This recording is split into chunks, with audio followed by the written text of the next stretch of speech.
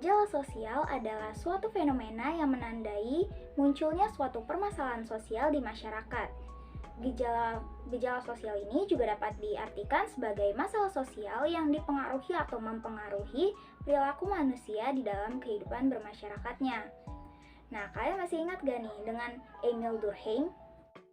Ya, Emil Durkheim merupakan seorang tokoh sosiolog klasik dan sekaligus disebut sebagai bapak sosiologi.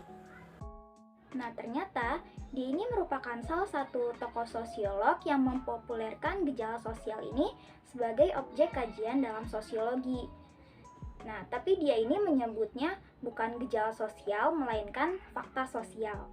Durkheim menjelaskan bahwa gejala sosial ini dipahami sebagai fakta objektif di luar kehidupan subjektif setiap individunya, yang meliputi gejala ekonomi, gejala politik, sosial, dan bahkan agama.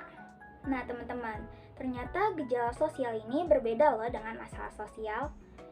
Tapi bukan berarti keduanya ini tidak saling berkaitan satu sama lain. Justru sebaliknya, keduanya memiliki hubungan keterkaitan antara satu sama lain. Nah, apa sih bedanya gejala sosial dengan masalah sosial?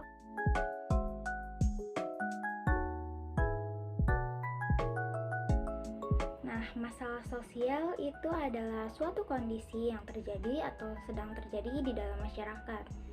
Sedangkan gejala sosial merupakan suatu tanda atau di sini kita sebut sebagai motif atas terjadinya suatu peristiwa atau permasalahan. Sebagai contoh, kasus perampokan di perumahan elit yang kita labeli sebagai masalah sosial. Nah, terus gimana gejala sosialnya? Nah, gejala sosialnya itu karena adanya ketimpangan ekonomi antara si kaya yang hidup di perumahan elit dengan si miskin yang menjadi pelaku perampokan tersebut. Nah, si miskin itu sangat tertekan dalam segi perekonomiannya, sampai-sampai dia ini tuh nekat merampok di perumahan elit yang fasilitas dan keamanannya sudah lebih bagus. Nah, terus gimana suatu fenomena itu bisa disebut sebagai gejala sosial? Suatu fenomena dapat disebut sebagai gejala sosial ketika fenomena tersebut melibatkan hingga beberapa orang dan memiliki dampak sosial kepada individu lain atau kelompok lain. Gejala sosial terdiri atas dua faktor. Yang pertama itu ada faktor kultural dan yang satu lagi ada faktor struktural. Kemiskinan, gotong royong, kerjasama, dan perilaku menyimpang lainnya itu termasuk ke dalam faktor kultural. Karena faktor kultural ini itu bermula dari nilai-nilai yang sudah tumbuh dan berkembang di lingkungan masyarakat. Dan kemudian nilai-nilai itu membentuk suatu pola pikir di masing-masing individunya yang ada di lingkungan tersebut. Sedangkan faktor struktural merupakan faktor yang memengaruhi suatu pola tertentu.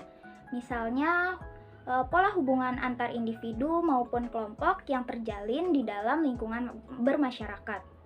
Nah, salah satu contoh gejala sosial yang dipengaruhi oleh faktor struktural ini itu adanya penyuluhan sosial di lingkungan masyarakat. Oh ya, contoh-contoh gejala sosial ini itu bukan yang negatif doang ya, tapi juga ada yang positifnya. Nah, kita masuk ke poin terakhir. Seperti yang dikatakan Emil Durkheim sebelumnya, bahwa gejala sosial ini tuh diakibatkan oleh kehidupan subjektif masing-masing individu. Nah, misalnya kayak gejala sosial akibat ekonomi yang biasanya kalau nggak kemiskinan ya pengangguran. Nah, terus yang kedua itu gejala sosial akibat politik. Contohnya kayak kasus korupsi yang nggak ada henti-hentinya di Indonesia ini.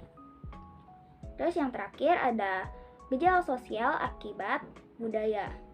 Ini tuh biasanya dipengaruhi oleh lingkungan sekitarnya. Contohnya ada kenakalan remaja, contohnya ada kejahatan di kalangan masyarakat, kenakalan remaja, konflik rasional, dan bahkan keagamaan.